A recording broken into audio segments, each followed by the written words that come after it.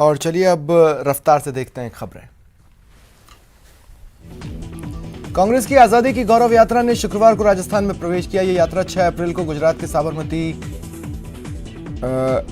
स्थित गांधी आश्रम से शुरू हुई थी। सीएम ने अपने संबोधन में बीजेपी सरकार और पीएम पर निशाना साधा। बीजेपी पर विधायकों की खरीद फरोख्त का आरोप लगाया। सीएम ने कहा, शाह और गजेंद्र सिंह हमारी सरकार गिराना चाहते हैं। आज देश को आजाद हुए 76 साल हो गए। ये राजनीति देश हित में नहीं है। सीएम ने कहा, मध्य प्रदेश की स्थिति देखकर आंखों में आंसू आ गए। गरीबों के घरों पर बुलडोजर चलाए जा रहे हैं। ये यात्रा पूरे देश को संदेश देने वाली है। इस पर बीजेपी प्रदेश अध्यक्ष सतीश पूनिया ने कहा कि कांग्रेस की सरकार अपनी कमजोरी से गिर रही थी। गहलोत बीजेपी पर झूठे आरोप लगा रहे हैं। एसएमएस हॉस्पिटल में बदसलूकी मामले में 2 वार्ड बॉय हिरासत में लिए गए। मरीजों ने सीएम गहलोत से शिकायत की थी।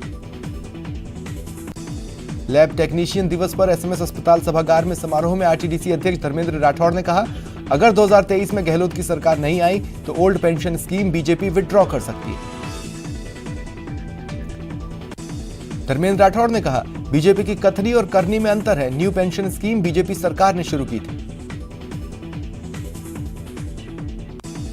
चिकित्सा मंत्री प्रसादी लाल मीणा आज दौसा के लालसोट पहुंचे। उन्होंने राजस्थान ईस्टर्न कैनाल परियोजना पर पीएम को आड़े हाथों लिया। उन्होंने कहा, जो व्यक्ति राजस्थान का हो और जल शक्ति मंत्री हो, उसके बावजूद भी अगर ईआरसीपी को राष्ट्रीय परियोजना घोषित नहीं करा सके तो ऐसे कैबिनेट मंत्री का क्या काम। राज्यसभा सांसद दिग्विजय सिंह शुक्रवार को निजी दौरे पर अजमेर पहुंचे। उन्होंने गरीब नवाज की दरगाह में हाजिरी दी।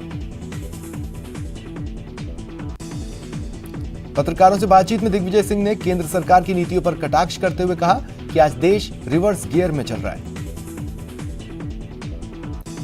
करौली धौलपुर सांसद डॉक्टर मनोज राजौरिया ने भाजपा पदाधिकारियों और कार्यकर्ताओं के साथ शहर का दौरा किया। उन्होंने दंगे में घायल लोगों से मुलाकात की। सांसद जसकौर मीणा ने बीजेपी कार्यालय में प्रेस कॉन्फ्रेंस की। केंद्र सरकार की SC/ST वर्ग के लिए लाई गई विभिन्न योजनाओं और उपलब्धियों को गिनाया। जोधपुर शहर के प्रतापनगर इलाके में 2 नाबालिगों के बीच लड़ाई हुई। एक युवक बुरी तरह से घायल हुआ। लड़ाई घोड़े पर बैठने को लेकर हुई थी। झुंझुनू के बुहाना कस्बे में पुलिस ने ताज होटल एंड मैरिज गार्डन में चल रहे सेक्स रैकेट का भंडाफोड़ किया। एक युवती और 4 युवक गिरफ्तार। चूरू में सुजानगढ़ में पारिवारिक रंजिश के चलते हाथों में हथियार लेकर हमला करने आए लोग सीसीटीवी में कैद हो गए। टोंक जिले में बढ़ते नशे के खिलाफ जिला पुलिस की स्पेशल टीम ने बरौनी थाना टीम के साथ मिलकर गश्त के दौरान एक कार से 1 किलो अफीम बरामद की। 2 आरोपी गिरफ्तार किए। कोटा के आरकेपुरम इलाके में नशीला पदार्थ पिलाकर एक बुजुर्ग ने नाबालिग के साथ दुष्कर्म की वारदात को अंजाम दिया और गर्भवती बना दिया। परिजनों ने मामला दर्ज करवाया। आरोपी गिरफ्तार। राजसमंद के केलवा थाना क्षेत्र में एक महिला के साथ बेरहमी से मारपीट और सरेआम अपमानित करने का मामला सामने आया। पीड़ित की शिकायत के बाद भी पुलिस कुछ नहीं कर रही। चूरू शहर के दुष्कर्म से आहत 13 साल की लड़की ने जहरीला पदार्थ खाकर आत्महत्या की कोशिश की। उसकी हालत गंभीर है, इलाज जारी है। झुंझुनू के बलौदा गांव में एक उद्योगपति की हवेली में चोरों ने धावा बोला। एक चांदी का छत्र, 10,000 रुपए की नकदी भी ले गए। अलवर के सदर थाना क्षेत्र में जमीन विवाद को लेकर 2 पक्षों में फायरिंग हुई। 3 लोग घायल हुए। दौसा में अपनी प्रेमिका से मिलने पहुंचे एक युवक को गांव वालों ने पकड़ा, पेड़ से बांधा, उसके कपड़े खुलवाए और जमकर मारपीट की। डूंगरपुर के सदर थाना सर्किल पर राणा पूंजा भील की मूर्ति लगाने के बाद बीटीपी के दोनों विधायक समेत 150 लोगों के खिलाफ अवैध तरीके से मूर्ति लगाने के मामले में केस दर्ज कराया। सुजानगढ़ की होटल वीर विल्ला में परिवार अखिल चंद्र वीर ने प्रेस वार्ता का आयोजन कर धोखाधड़ी के मामले में हाईकोर्ट द्वारा आरोपी महिला सुमन चोटिया की अग्रिम जमानत खारिज करने पर खुशी जाहिर की। बांसवाड़ा के अंबापुरा थाना पुलिस ने शुक्रवार को एक व्यक्ति को 26 लीटर अवैध शराब के साथ पकड़ा। जोधपुर के देचू गांव के पास एक कार बेकाबू होकर पलट गई। 2 लोगों को मामूली चोटें आई। बांसवाड़ा के बागी दौरा के पास बाइक लेकर पेट्रोल डलवाने जा रहे एक व्यक्ति का एक्सीडेंट हो गया। वो गंभीर रूप से घायल है। बांसवाड़ा के गोपीनाथ का गढ़ा के पास 2 बाइकों की भिड़ंत हो गई। एक युवक गंभीर रूप से घायल हो गया। झालावाड़ के NH-52 पर पिकअप वाहन और निजी बस आपस में टकरा गई। पिकअप सवार 2 लोग और बस सवार 4 लोग घायल हुए।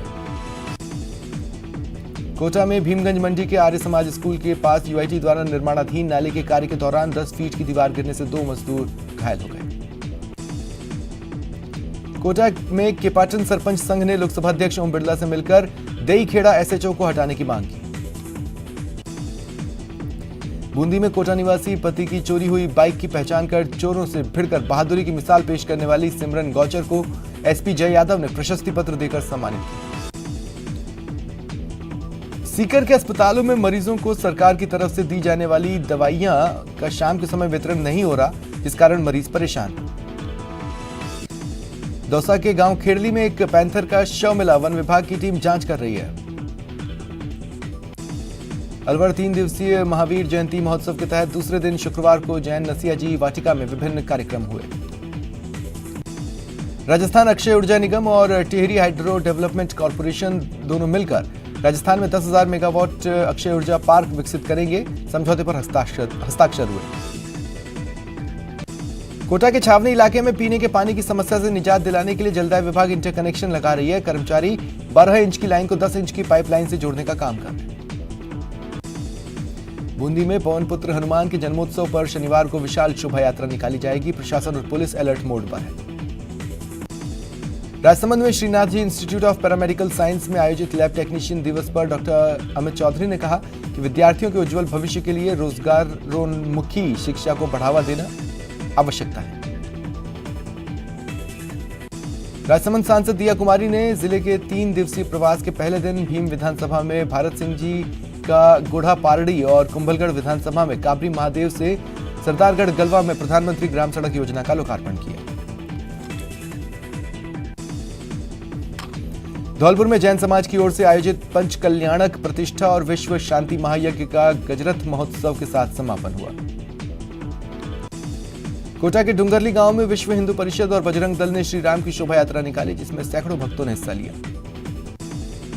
धौलपुर जिला स्थापना दिवस 2022 के अवसर पर जिला स्तरीय सांस्कृतिक एवं पर्यटक स्थलों आदि पर आधारित जिला कलेक्टर राकेश कुमार जायसवाल ने प्रदर्शनी का उद्घाटन किया।